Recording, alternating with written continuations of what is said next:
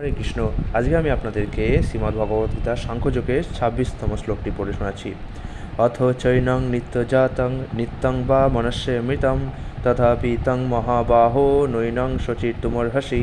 হে মহাবাহো, আর যদি তুমি মনে করো যে আত্মার বারবার জন্ম হয় এবং মৃত্যু হয়, তাহলেও তোমার শোক করবার কোনো কারণ নেই। এর তাৎপর্য প্রবাদ বলছেন, প্রায় বৌদ্ধদের মতো কিছু দার্শনিক আছে যারা আত্মার দেহাতীত স্বতন্ত্র অস্তিত্বের কথা মানতে চায় না। ভগবান শ্রীকৃষ্ণ যখন ভগবদ্গীতা বলেন, সেই যুগেও এই ধরনের নাস্তিক ছিল। তাদের বলা হতো লোকায়তিক বা বৈভাষিক। এই সমস্ত দার্শনিকের মতবাদ হচ্ছে জড় পদার্থের সমন্বয়ে কোনো এক বিশেষ পরিণত অবস্থায় প্রাণের উদ্ভব হয়। আধুনিক জড়বিজ্ঞানী ও জড়বাদী দার্শনিকরাও এই মতবাদই পোষণ করে।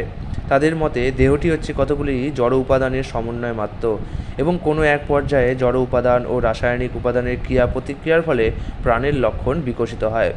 এনথ্রোপোলজি বা নৃবিজ্ঞান এই মতবাদের ভিত্তিতে প্রচলিত হয়েছে। আধুনিক যুগে বিশেষ করে আমেরিকাতে এই মতবাদ ও বৌদ্ধ ধর্মের নিরীশ্বরবাদের ভিত্তির ওপর অনেক নকল ধর্ম গজিয়ে উঠেছে।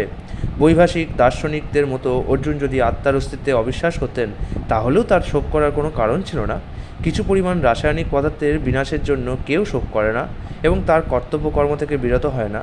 পক্ষান্তরে আধুনিক বিজ্ঞান ও বৈজ্ঞানিক যুদ্ধবিগ্রহে শত্রু জয় করার উদ্দেশ্যে কত টন টন রাসায়নিক উপাদান তো নষ্টই হচ্ছে।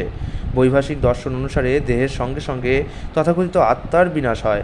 সুতরাং অর্জুন যদি বৈদিক মতবাদকে অস্বীকার করে আত্মাকে নশ্বর বলে মনে করতেন, অর্থাৎ দেহের সঙ্গে সঙ্গে আত্মাও বিনাশপ্রাপ্ত হয় বলে মনে করতেন, তাহলেও তার অনুশোচনা করার কোনো কারণই ছিল না। এই মতবাদ অনুযায়ী যেহেতু ঘটনাচক্রে জড় পদার্থ থেকে প্রতি মুহূর্তে অসংখ্য জীবের উদ্ভব হচ্ছে এবং প্রতি মুহূর্তেই এই রকম অসংখ্য জীব বিনাশপ্রাপ্ত হয়ে পুনরায় জড় পদার্থে পরিণত হচ্ছে, তাই এর জন্য দুঃখ করার কোনো কারণ নেই। এই মতবাদের ফলে যেহেতু পুনর্জন্মের কোনো প্রশ্ন ওঠে না, তাই অর্জুনের পিতামহ, আচার্য আদি আত্মীয় পরিজনদের হত্যাজনিত পাপের ফল ভোগ করারও কোনো ভয় নেই।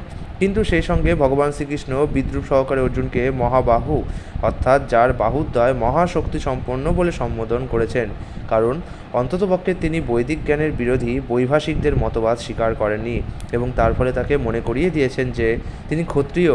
এই বর্ণবিভাগ বৈদিক সংস্কৃতির অবিচ্ছেদ্য অঙ্গ এবং যে এই বৈদিক বর্ণাশ্রম ধর্ম মেনে চলে, সে বৈদিক নির্দেশ অনুযায়ী আত্মার অস্তিত্বে বিশ্বাস করে। আগামীকাল আমরা 27তম শ্লোকটি তোমাদের পড়ে শোনাবো। হরে কৃষ্ণ।